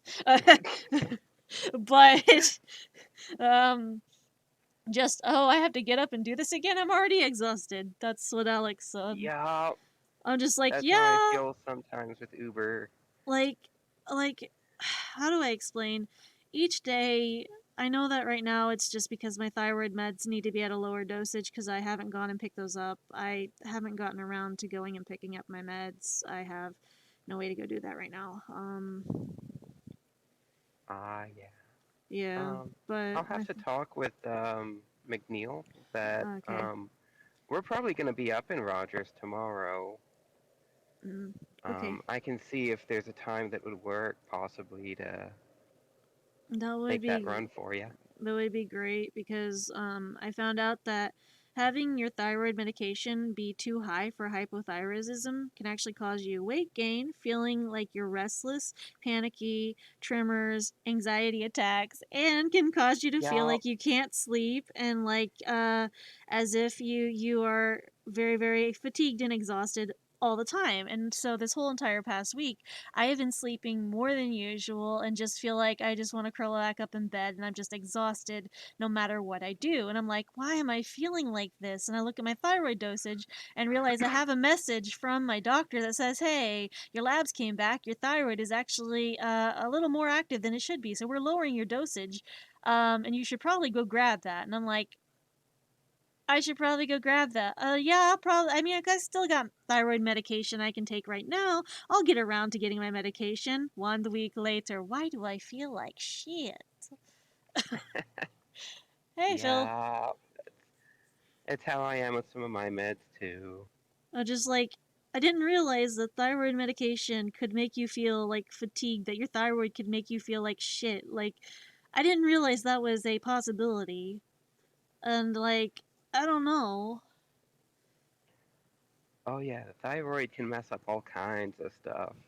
I It's also didn't, really finicky. like, I didn't realize that. I also didn't realize that, that, like, your hormones and stuff, even if they're connected to, like, say you have ovaries and stuff like that, your hormones are also connected to your thyroid. And I'm like, Nani, the fuck did you say? The what? I thought it was just related to getting the uterus stuff taken care of. No, see, this also relates to your thyroid issues. What? No, no, Yeah, no. And I didn't realize like how much stuff is actually interconnected in your body when it comes to your hormones and everything else. And I'm just like, yeah, are you fucking kidding me? I thought it was just like one area takes care of one thing, one area takes care of another. Now, I am medically trained. I went to medical school and I took biology and human anatomy. yeah. And I'm just like, Same. I thought that like this thing covers this thing. Wait, why does the thyroid affect the things that the ovaries would? Well, because both deal with your hormones and pituitary gland and all that stuff. And I'm like, so you're telling me in order for me to feel 100% better, I would have to get the thyroid issues also addressed and PCOS issues addressed and insert 5 different areas of the body addressed. And I'm like, are you kidding me? There's that many things related to one issue? Like, I thought that this Yeah, was just like a once and done, fix it this way, fix it Felix kind of thing where you just tap it and it's done, and all of a sudden your issues are a little bit better because you found a medical cure all for one thing and now your medical issues are better. And it's like, no, see, if this is going wrong, if this is only. probably going wrong too. What do you mean? Well, you see, if you have these issues with PCOS, you probably have IBS issues as well, because that's connected to that. And also your ovary health is connected to your gut health, and your gut health is connected to your stomach health. And I'm just like, oh, son of a Yeah, biscuit, this is bull. I can't just fix all of this in one go. Well, no, see, if you get this fixed, you gotta go to a specialist for this issue. I gotta go to a specialist for that issue. Yeah, and then you gotta go to a specialist for this issue. But then you gotta go to a specialist for specifically your gastro stuff. Are you so there's not just one doctor can fix like several issues and it just be okay? No, see, there's certain doctors for certain things.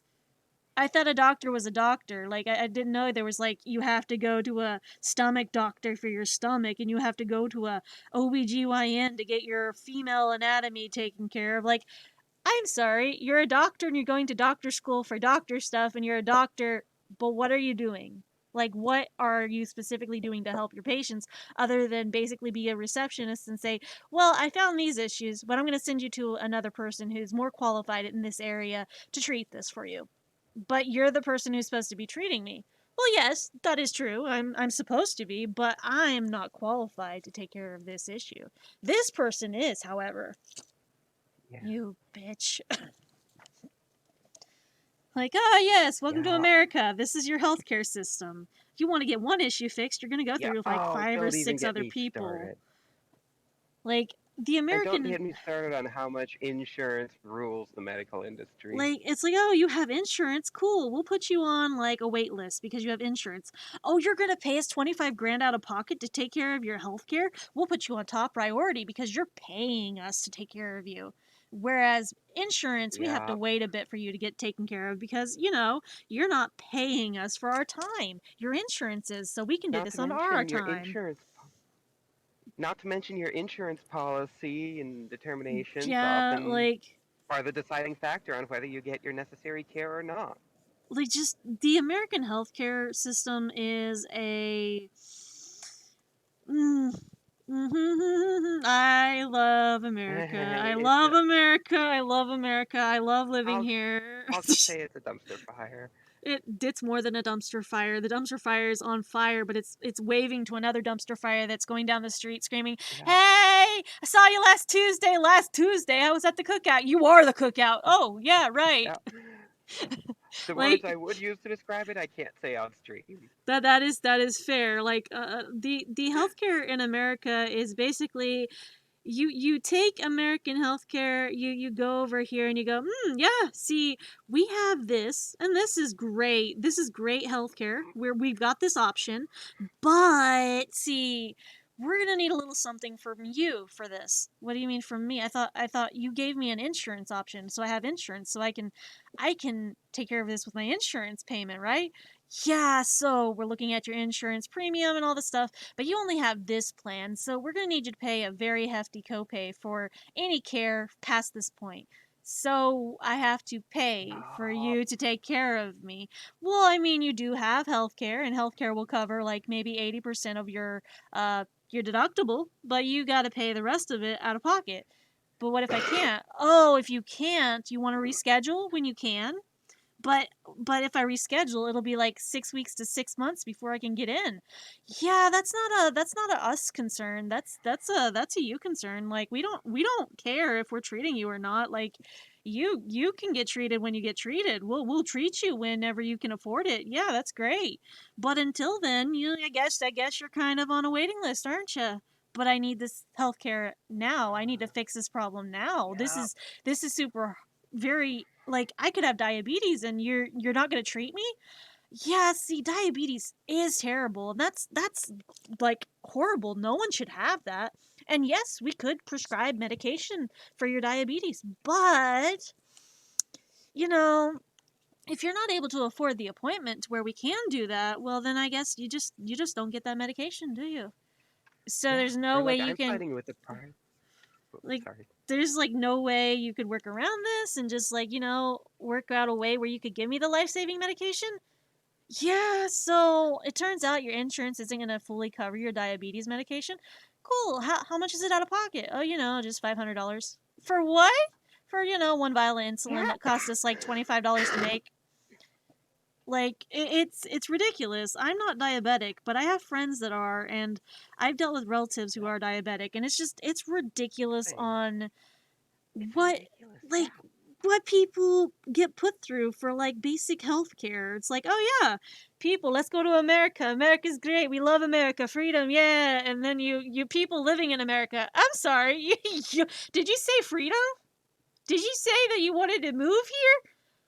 Do you need a mental wellness check? You're probably going to be on a 6 to 8 week like wait list here, but do you need like a mental check here? You want to move to America? Why? Like, do you realize we don't want foreigners in our country? We try and kick people out of the country. We don't want disabled people to have rights. We don't want women to have rights. We don't want like anyone who's gay or trans to have rights. Do you want to move here? Well, I mean, it's better than our country that's in a war zone right now. Have you seen half of America right now? The schools are a war zone. No hate on our American education system, but I feel sorry for my cousin who has a 3-year-old that's in school. Like, I fear for that child not coming home. Here we have the great options to save your life. Are you on Trauma Team Platinum? No, I see. Well, we can still provide you care, but you'll be on a wait list for now. But I have a bullet in my lung. You can pay a large sum of money to skip the line. Yeah, that's a pretty yeah, that's pretty accurate. Or in the case of like someone has a bullet in their lung, it's like, yeah, we got you trauma addressed. We've got you addressed for this, and we're gonna get this bullet out. And oh, you couldn't pay us for this, so now here's a giant bill you have to work on paying, but you have to get it paid off at a certain time, or we're gonna send a tax collection place after you so that you can pay on this on like a debt thing. So I'm gonna owe a debt just because you saved my life. What happened to human rights? Oh, human rights. Right. I forgot. Welcome to America. Uh, what do you mean welcome to America? I thought that humans had rights here. Yeah, so Yeah. about that, we like to claim that we have human rights, but we went over this whole Bill of Rights thing, and we saw some things we really didn't like about it that they did. This freedom of expression. Yeah, we're not really keen on this freedom of expression thing because now we have citizens that Yeah. are really not liking being here and want to express themselves about it, and we don't like that they don't like being here, and we got to make sure to censor that because they can't say that they don't like being here because then it makes us look like the bad guys, and we're a country that people love to hate. Yeah. Yeah. America loves their human rights as long as the people are cishet white. Seems like. Trauma.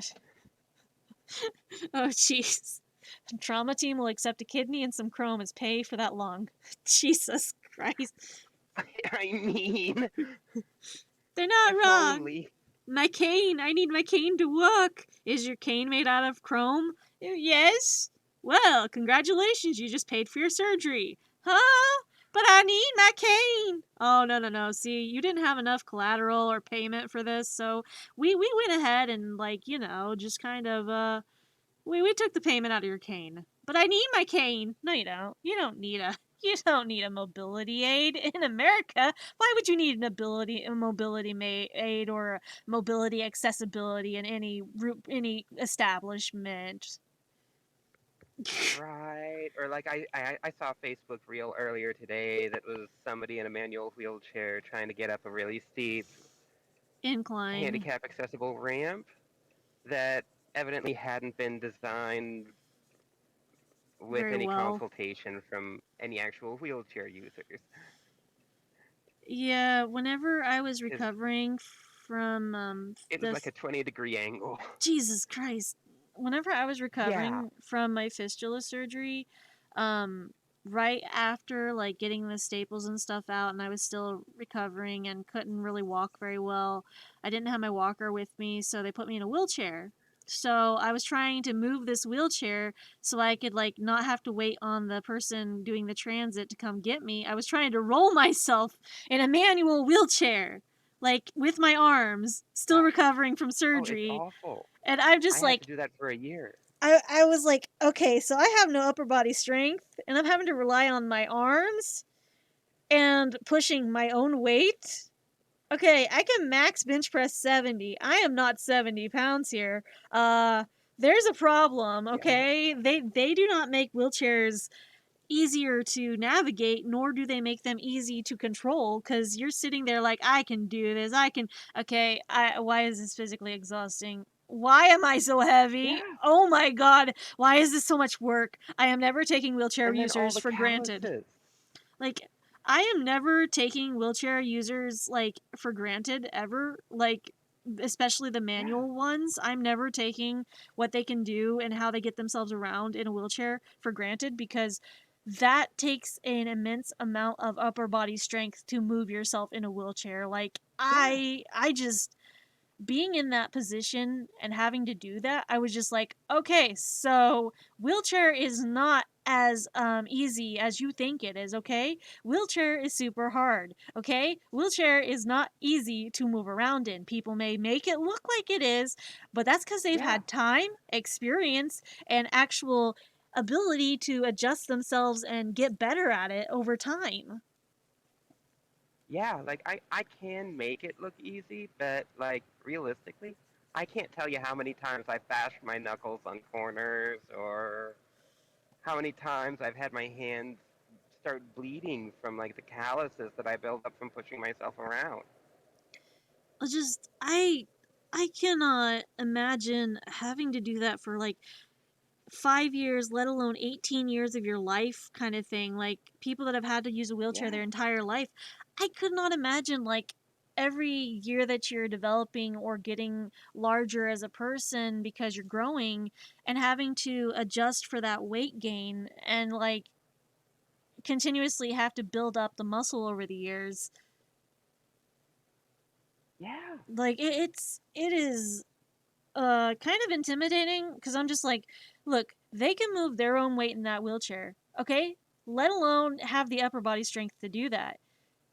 they could toss me if they really wanted to. Like they could look at me and go, "You weigh less than my wheelchair. Come here." Just Yeah. yeet. Why am I being I yeeted? don't. It's throw short person day. Oh, fuck you. Oh no. My Yeah. mom's had I don't hers have for the upper body 67 strength that. months, and she's still learning to use it. Yeah. What were you Yeah. It's saying? definitely rough. Well, just over here going, I thought maybe a wheelchair would be a lot easier than I thought it would be, but no, it is not. I reconsider. Give me the crutches. Yeah. No. As soon as I was physically capable, I got back on a cane. Like canes, I don't like using them. I do use one occasionally, but I don't like using it because it makes me feel like people are going to look at me and judge me. Like, I get this ableist kind of mindset because of how my mom was. I'm just like, I don't need to use my cane. I don't need to use my cane because people are going to look at me and judge me because I'm 30. I'm using a cane. And people are going to think, why are you using a cane? Your legs work. Like, okay, well, what about the elderly person that's 80 years old using a cane? Well, they're old. My body's old. Leave me alone. Yeah. Like, I have a Like I'm friend that 28 and I uses walk with a cane. I have a friend that uses crutches, and we had to call him Gohan because he's faster than anyone I know with working legs. That's fair. For I me love that. personally, I've used a wheelchair. I didn't like it. It was frustrating because I realized how incredibly upper body strength I lack. Like, I realized how much upper body strength I lack, and it is terrifying because I'm like, well, I'm never going to survive an apocalypse if I'm bound in a wheelchair. Cool. Awesome. Push me down the flight of stairs, please. Like, bad joke aside, I've used a walker. I used a walker this year for 2 months to relearn how to walk and do all that stuff because healing from surgery. And while using a walker, it was incredibly frustrating because I'm having to lug this four quadruped thing around with me, leaning over it and trying to move it while I'm trying to walk. And I'm just going, I want to be faster. This is so slow. Like, you don't understand how slow it is to move yourself with a walker. You are taking longer than you normally take. Like, if you're a slow walker, you're taking double that rate. Okay, you're like if someone's grandma decided to take a sick day and walk around a store and is like slowly slower than slow. Like they're like, I see they got a clearance on a dish soap. Can you hand me that over there? No, no, no, not that one. It's on the top shelf, honey. It's on the top shelf. Oh, I don't know if you should be reaching for that. No, no, I got this. Where are you gonna put it? You got a walker. I'll put it in my basket. In your basket. You're gonna put it in your basket. I have a basket. That is a very small basket, lady. It does not matter what the size is. It's a good size. It doesn't matter what your size is. You just gotta use it. Okay, okay, Grandma. We're gonna ignore the fact that many people are gonna take that way out of context.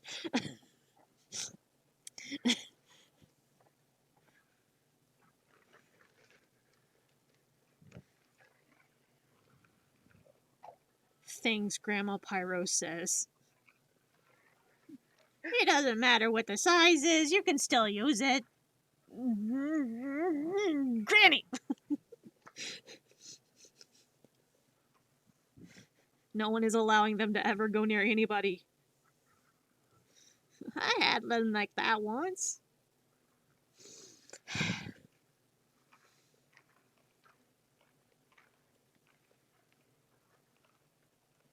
Already taking it out of context. Ouch, ouch, okay.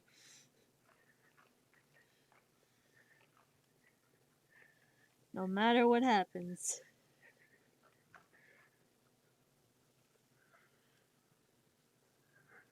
Oh.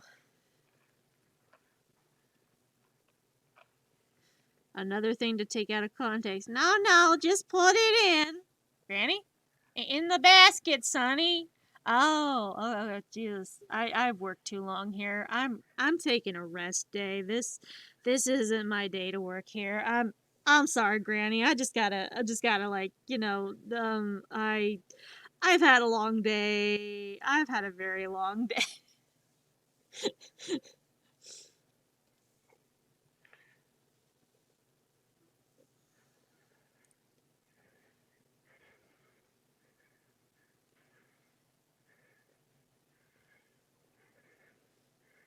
I can socialize. Can you? I can socialize. Wait, there was context? Ouch. Ouch. Oof. Sorry. Oh, no, I thought it's I was fine. muted. It's okay.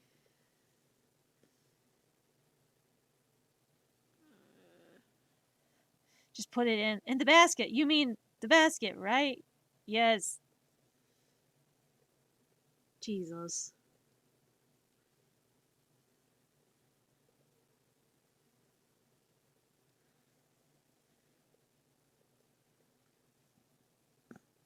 Their mouth looks so funny.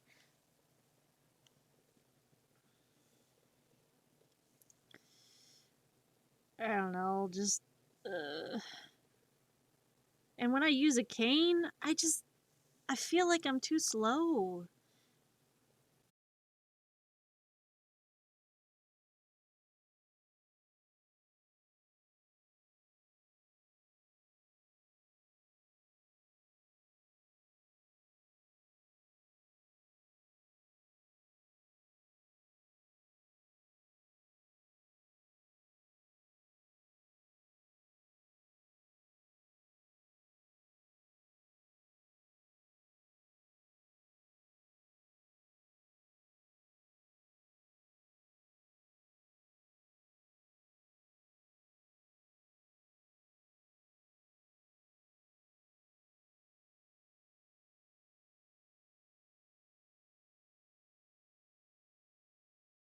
You're